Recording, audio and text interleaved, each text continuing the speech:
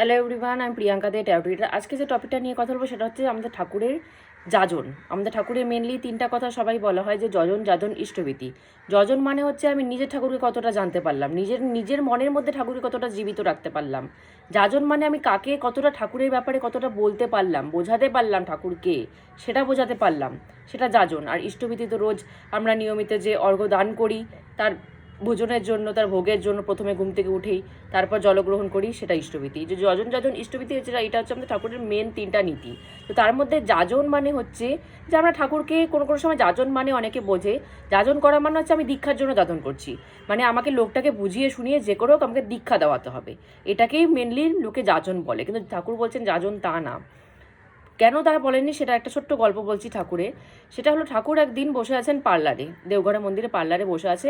সে দূরের থেকে দেখছে একজন মানুষ বসে আছে, তাকে ঘিরে 7-8 জন মিলে ধরে আছে, তাকে কিছু বলছে, সে বোঝানোর চেষ্টা করছে। সে ঠাকুর একজনকে জিজ্ঞাসা করেন, ওখানে কি হচ্ছে রে, এত ভিড়? তো সে বললো যে একজন বাইরের থেকে একজন এসেছে, তো সবাই মিলে তাকে যাজন করছে। ঠাকুর বললেন, ধুর শালা, সে এসেছে বাইরের থেকে, সে খেয়েছে কি খায়নি, জল খেয়েছে কি খায়নি, তার পেটে খিদা লেগেছে কি লাগেনি, সেটাকেও জিজ্ঞাসা করছে না, তাকে যাজন করতে বসে গেছে। ওকে আগে শিগগিরই আনন্দবাজারে নিয়ে যা, ওকে নিয়ে গিয়ে আনন্দবাজারে খাওয়া, আগে সেবা দে, তারপর বিকালবেলা ওর সাথে কথা বলা হবে। সাথে সাথে সেই লোকটা গেল, লোকটা গিয়ে বললেন, দাদা আপনি কি কিছু খেয়েছেন? সাথে সাথে লোকটা বলছে, আমি কিচ্ছু খাইনি, অনেক দূর থেকে এসেছি, আমি জল পর্যন্ত খাইনি, আর এরা এতজন মিলে কি বলছে আমার মাথার উপর দিয়ে যাচ্ছে। সে খিদায় আছে, তার উপর তাকে যদি যাজন করা হয়, ঠাকুরের কথা বলা হয়, সে কি বুঝবে? কোনো সময় বুঝবে না। তাকে আগে খাওয়াতে হবে, তাকে আগে তার পেট শান্ত করতে হবে, তারপর গিয়ে সে ঠাকুরের কথা বুঝবে। তাকে সাথে সাথে নিয়ে যাওয়া হলো আনন্দবাজারে। আনন্দবাজারে সে সেবা নিয়ে তারপর বললো, আমি এখন সেবা পেয়েছি, আমার এখন আপনারা কি বলছেন বলুন, আমার এখন মাথা ঢুকবে, না হলে ঢুকবে না। তো ঠাকুর এটা আমাদের সুন্দর করে বুঝিয়ে দিলেন, যাজন মানে যে তুমি শুধু ঠাকুরের কথা বলে কাউকে দীক্ষা দিয়ে দিবা, মহান কাজ করে ফেলবা, না।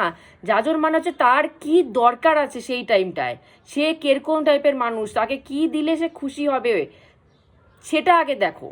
তারপর সে সন্তুষ্ট হলে তারপর তুমি ঠাকুরের কথা বলো, তারপর সে শান্ত মাথায় সে ঠাকুরের কথাটা গ্রহণ করতে পারবে। আর সে যদি কোনো দিকে তার মন থেকে থাকে, সে ঠাকুরের কথা গ্রহণই করতে পারবে না। তাহলে তাহলে তোমার যাজন করে লাভটা কি হলো?